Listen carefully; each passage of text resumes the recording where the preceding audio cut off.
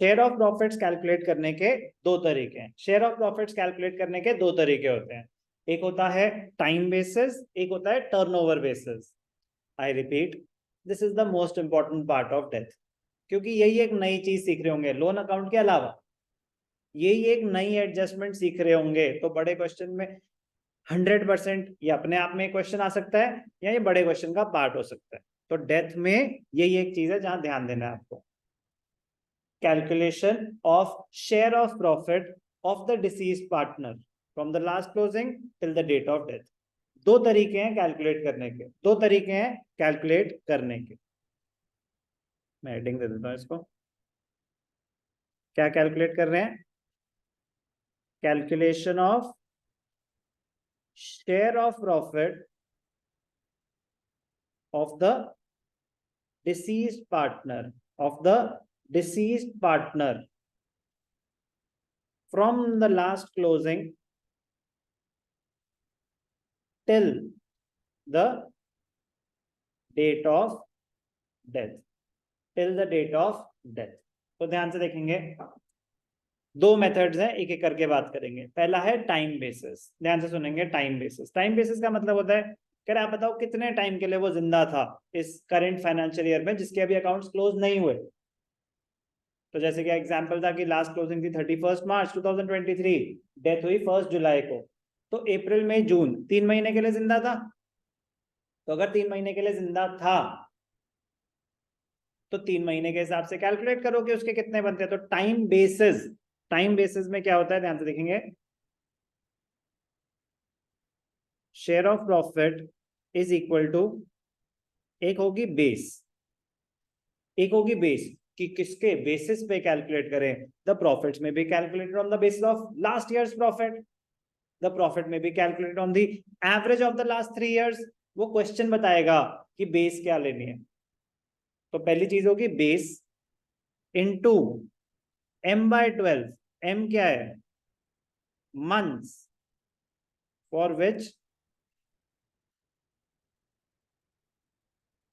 months for which the partner was alive। जैसे कि हमारे एग्जांपल में 3 महीने के लिए था तो 3/12, 4 महीने के लिए तो 4/12, जो भी है, into profit share, profit share of the deceased partner, into profit share of the deceased partner. मतलब क्या हुआ सर? मतलब अगर पिछले साल मैंने 10 लाख कमाए थे, पूरे साल में 10 लाख कमाए थे, तो अभी 3 महीने में एंटिसिप उसके बेसिस पे ही 3 महीने का क्या होगा इंटू 3/12, मतलब 1/4, 2.5 लाख। अब वो जो 2,50,000 आएगा वो फर्म के प्रॉफिट्स हैं या डिसीज पार्टनर के? वो तो फर्म के हैं, क्योंकि फर्म ने 10 लाख कमाए थे पिछले साल में। तो 3 महीने में कितने होते हैं एस्टिमेटेड? 2.5। हमें तो जो जिसकी डेथ हो गई उसका शेयर निकालना है, तो उसके प्रॉफिट शेयर से मल्टीप्लाई कर देंगे। ओके, एक एस्टिमेट होता है, टाइम बेसिस का फॉलो होगा, क्वेश्चन बताएगा। कैसा क्वेश्चन आएगा?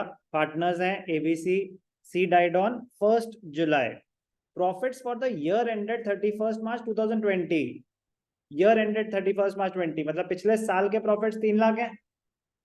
C's share of profits are to be calculated on the basis of previous year's profit। Sir उन्होंने तो नहीं बोला टाइम बेसिस। दूसरा होता है टर्नओवर बेसिस। तो टर्नओवर में सेल्स होती हैं, ऐसी इंफॉर्मेशन गिवन होगी कि टर्नओवर है इतनी, इतना है, पता चल जाएगा आपको।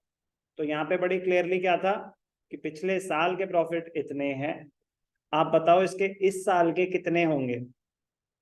किस बेसिस पे कैलकुलेट कर रहे हैं? Previous year profits. तो कौन मरा है?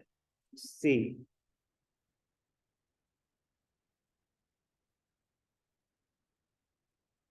सीज शेयर ऑफ प्रॉफिट्स, सी का शेयर क्या हो जाएगा प्रॉफिट का? C share of profits. Base क्या है? Previous year profit, previous year profit क्या है? 3 lakh. Previous year profit 3 lakh, कितने महीने? जुलाई मतलब मार्च, मतलब अप्रैल में जून 3 मंथ्स। और सी का क्या है 1/6, 1/6।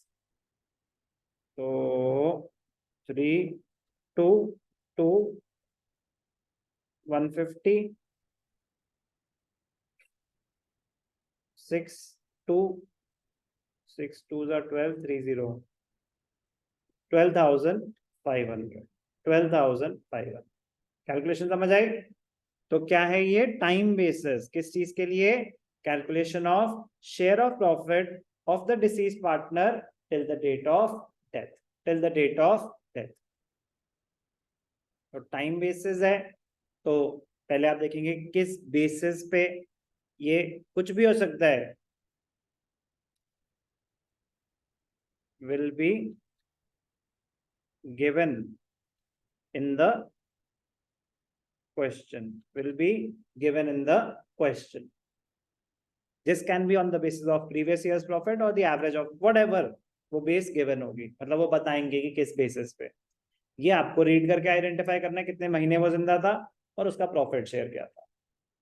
ध्यान से करेंगे, स्कोरिंग है क्या है ये टाइम बेसिस।